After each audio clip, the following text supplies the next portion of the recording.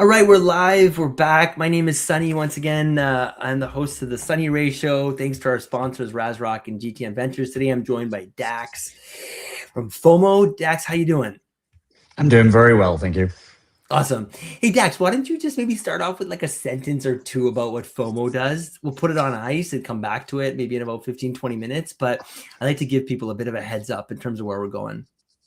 100%. So FOMO.ai, we generate sales and leads for companies using the AI search opportunity. So everyone wants to be the trusted cited source in Google AI overviews and AI mode and ChatGPT these days. What's interesting about the company we've built is we're ultimately a tech company. And that means that we can deliver solutions that are faster, cheaper, and better than what people are probably getting from an agency or something similar. Got it. Interesting. Interesting. Okay, so let's start with your background. I have a couple of questions that I was going to ask you. So I was reading about your history. It's quite fascinating. Were you born and raised in England? I was, yeah, up in the northwest of England in a small seaside town. And you studied at the University College London, correct? I did, and sort of unusually, given I never used it, I did a degree in biology and evolutionary genetics. Um, Too long a story, but you choose courses and things differently in England for universities, and you got to declare up front. And lots changed at the last minute, and so I did a degree in evolutionary genetics. I mean, that sounds super cool, if nothing else, right? I don't think I appreciated as many of us don't appreciate our youth, right? And I'd love the opportunity to sort of go back and do that again. UCL's a pretty fun school, and we had some elite of the elite sort of lecturers, and I just didn't appreciate it enough at 19, 20, 21 years old. So the question I was going to go, or I was going to ask you rather, was what were you like as a kid? Was there anything early on that hinted that you'd be building companies in the tech space? My parents had nursing homes when we were growing up, and their very first one, when I was born, we lived in one back room of the first one. And so I was always exposed to that default of go build your own thing. They never pushed me to that. In fact, my mum's always sad I never decided to become a doctor, but here I am. Yeah, I mean, 13, I probably had my first business selling something. I used to sell sort of copied VHS tapes out of my locker at school from about 15. I was working for my parents 2 or 3 evenings a week after high school in their nursing homes, from 16. Just always did it. And then very randomly in my second year of university, I was sort of a bit bored of it. And so I became the youngest pub landlord in England at the time, and would be moved around these sort of pretty rough Irish bars in sort of the southeast of England, whilst pretending to be at university doing my studies. Pretending. I like that. So you co-founded your first company, Cape Media Limited, back in 1998 while you were still at UCL. So most students at that age are, I don't know, I know for me at least, I was just trying to survive finals and get through homework. What gave you the confidence or maybe even the audacity to start at such a young age? Audacity is probably a good word. It's interesting because we lived and were always around our parents' business. My sister and I were raised as small adults, I would say, more than children. And, if my mom's going to listen to this, there's no criticism in that whatsoever, right? It's just what we do in order to get by, right? You have your young son co-host with you right now, right? We just do what we have to do. So all the respect in the world. But it meant I grew up sort of probably with the thinking of like a 40-year-old man as a teenager. And as an endless romantic, I met a girl when I was 19 years old, and we actually got married at 21 in the mountains of South Africa, whilst I was still in my third and final year at university. So things like starting Cape Media, which, God, it's so long ago now, I think was an early web design shop. That didn't seem like it needed audacity at all. And in fact, it sort of seemed quite normal by that point after other decisions. And you've described your shift away from big brand agency work. I think at one time you were working with a bunch of big brands like Coca-Cola, Yep. Hilton, Virgin. So can you talk a little bit about that? Mm.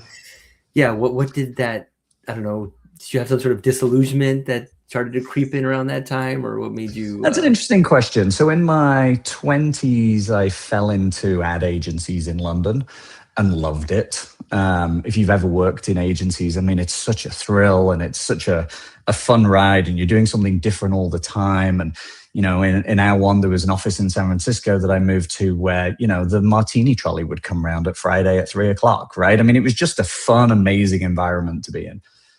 And I did get to work with a lot of tremendous brands and, invest a lot of money on behalf of those brands. And that's where I sort of learned my marketing. I think agencies, how they used to be, I think they're less hedonistic now. I think how agencies used to be, it was very much more of a young man's game. I think they're all a little calmer these days, probably for good, right? I think there's a lot less drinking in offices in 2026 than there was back then. But I never really enjoyed the big brand stuff. It was always very difficult to push things in a direction that you'd want it to go at the speed you'd want to do it.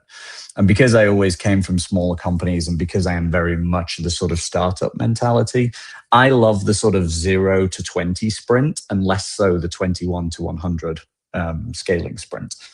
And so agencies to me really feel like that sort of 21 to 100 point where I love to play in the 0 to 20. And so it was not so much that I was disillusioned by the big brands. I was more disillusioned by working with big brands for all of the reasons why they can be frustrating. Interesting. And you're a father of, is it 3 daughters? And I saw you 4 kids, 2 boys, 2 girls. Yeah, and I saw you recently celebrated your son Nova launching HeyPaperHero.com. So do they have the same spark as you in terms of this entrepreneurial kind of stint? I think it's to be seen. It's an interesting story though. So Nova went to a university in England called Bristol. Very, very, it's top 10 in Europe. And he did a degree and master's in theoretical physics. So he's clearly smarter than I am. And up until about 3 years ago, on master's graduation day, there would be a room and it was full of tech companies, pharma companies, finance companies, and they'd give people jobs. For the last 3 years, nobody's come. And there's 2 reasons for it. One is graduate jobs are disappearing at a terrifying rate because of AI and automation. Although interestingly, counter to that, actually, we're now starting to see companies in the last sort of 3 to 6 months getting rid of some of their mid-level people and bringing in the startup, the sort of early stage graduates, actually, because you can make them as productive as the other people, but of course at a lower price. But the other reason is, England destroyed itself by the Brexit vote and leaving Europe. It was an absolutely horrendous decision that will be the absolute downfall and end of that country, I think. And so there is no work, particularly outside of London. And so Nova looked for a long time, got good interviews with good companies, did an interview with some 3-letter government agencies in the UK. He ultimately is now a software engineer at FOMO. And so we were able to bring him up to speed in that world very, very quickly. But he did also want to sort of do his own thing. So Hey Paper Hero is an online academic resource. So it's AI checker, plagiarism checker, citation generator, etc. And that was a really, really fun moment as a father, right? To be able to do that press release with him and to see him launch that and to see him be sort of successful at something. Cool. Let's switch gears a little bit. Let's talk about Chango.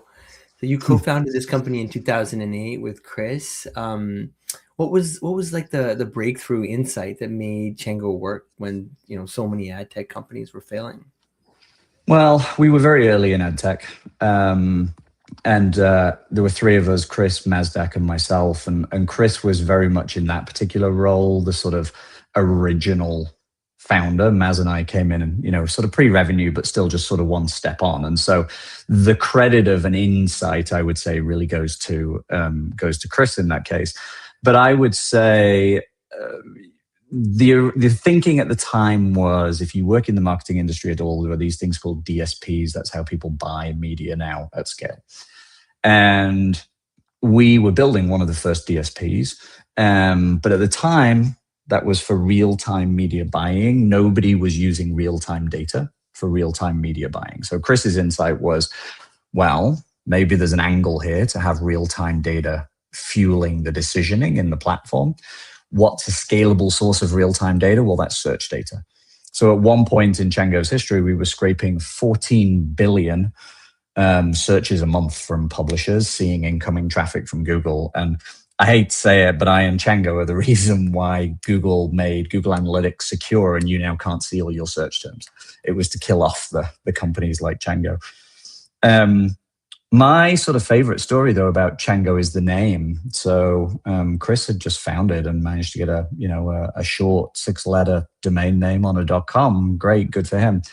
A couple of years in, one of our VCs forced us to do some meetings with a brand consultant. And the brand consultant took up so much of all of our time. And it was all nonsense sort of trite stuff. I'd seen it 1,000 times in agency world. And this consultant at the end of his project came in and he said, I want you to position yourselves as Chango, meaning it's the combination of change and go. I'm like, oh, God.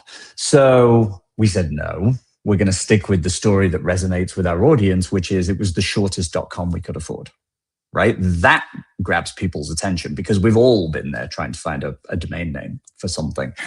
But it was funny. We were instantly rejecting the meaningless brand exercise. That's a great story. Is it true that Chango was acquired by Rubicon for 122 million? It was, and it's an interesting lesson that I carried across into FOMO.ai. So Chango was a business built with the intention of selling within a certain time frame. So whilst other DSPs were raising 100 million, 200 million, 300 million, we raised 14. And we got $122 million exit for our investors. And Rubicon Project's now called Magnite, public company. And I had an amusing sort of year there after we sold. We carried that same strategy into FOMO. So in today's world, you just don't need to have the same amount of capital to start a technology company. And so we have raised, Chango was 14 when everyone else was raising hundreds. We've raised 1.4 for FOMO, and all the rest of our growth has come from actually having paying clients from, month 2. And so that was incredibly valuable. And so Chango is a business FOMO.ai is a business like Chango that is also designed and structured probably to become part of something larger in the next 18 months or so. Interesting. You've also openly talked about Fireside, how you made wrong decisions early on, wrong processes, wrong client types, wrong team members. What was the hardest wrong turn you had to correct? We ultimately sold it sort of as a fire sale, no pun intended. And the guy who bought it's done sort of a good job with it. We just got so much wrong with Fireside, really. So I don't think as the 3 partners in the business, we were the right combination of people. I don't think we had sort of clear definitions of each of our sort of responsibilities as the partners in that business. And then ultimately, I think there was a mismatch in retrospect where what I was really trying to build was a very large scale, high volume, lower cost type services type business. And that requires structuring and operating a business in a very specific way. And I don't really think that was the type of experience that my 2 partners had. Therefore, I think many of the other problems just stemmed from that. I would also say because we were charging small amounts of money, we were forced into paying people who were willing to take very little, and therefore their quality of work was just not there. And one of my advisors in FOMO.ai, Derek, he always says to me, the answer is go find smart people and put them to work. And I think that is very right. And never again would I hire somebody who I didn't think was very smart and deeply capable. Well, that leads me into the next question. You guys, so FOMO describes itself as an AI human hybrid company. You said you purposefully built it that way. In a world where everyone's racing to replace humans, why did you bet on the hybrid model? I don't think most business owners, most marketers are ready yet to just trust AI solo. As we're recording this, OpenClaw, Clawbot is, the hot topic on everybody's minds. It's dangerous as hell right now, right? And it's very quickly going to become not dangerous, and there'll be alternatives. And of course, right? And I'm not taking anything away from what that guy built, and I think now he's part of OpenAI. I think that's an interesting combination. Most of the companies we work with like to have access to human beings for several things. Sometimes it is QA because we're writing medical grade content that has to be on brand and deeply accurate. But otherwise, they just want humans involved. So the humans are looking at it and saying, this is right. This is going in the right direction. We're using AI in smart ways for efficiency, even strategy more and more. But humans are there in the loop. And I think that's going to be the market for a little while. And I actually think human roles are going to have a real renaissance in a couple of years. Like, I think one of the most in-demand skills is going to be in-person sales, because you and I, within the next 6 to 12 months, will never know if the other one of us on this call is human or not anymore. And that's going to happen that quick, right? So I think things like in-person sales are important. So human hybrid, great. But also, it's one of the reasons why we didn't ever go back to the VCs and take institutional money up until this point, because they, up until very recently, didn't like to invest in technology companies that were human and technology hybrid, because they wanted the infinite scaling hockey curve of just a SaaS business. And I think now lots of them have reached back out to me over the last sort of 90 days and said, oh, actually, we really believe in this sort of human and technology piece. So I think we'll see it more and more. I think we're just an early-ish example of it in this particular space. Fascinating. What is FOMO doing that traditional SEO and marketing agencies aren't? Well, I think first of all, I like using this term AI search as an umbrella term, because I think LinkedIn is just toxic poison, right? A business owner or a marketer goes on there and they're told they're failing every day if they're not launching 17 new channels that day, right? If they're not Substack famous, if they're not TikTok famous, it's so awful. And everything on LinkedIn now reads like it's been written by AI, including comments responding to each other. Side note. But one of the things on LinkedIn that I see people talking about a lot is saying SEO is dead. It's AEO, answer engine, or GEO, generative engine optimization, or even LLM, large language model engine optimization. And they're all nonsense terms designed to make the industry sound smarter than it is and sell people on more than one service. AI search is this idea of, okay, let's tick all of the boxes of, we've got to be thinking about questions and conversation. We've got to be communicating authority at the brand level and the individual level. And then we have to produce and publish human quality content at scale that answers the questions the audience are asking. And last few months, I've been interviewing for salespeople and all sorts of things, and been talking to people who've been coming out of traditional companies, and it is astonishing to me how far behind they are and how just not ready to tool up they are. I'm very, very, very surprised. Hey, so Dax, you've gone from being a kid in England to co-founding companies that got acquired for 9 figures. If you could go back and talk to your young self, like your 22-year-old self, what advice would you give him, or what would you tell him? I'd say relax. Give yourself a break. I went very fast at life very early on. And, I had twins at 25,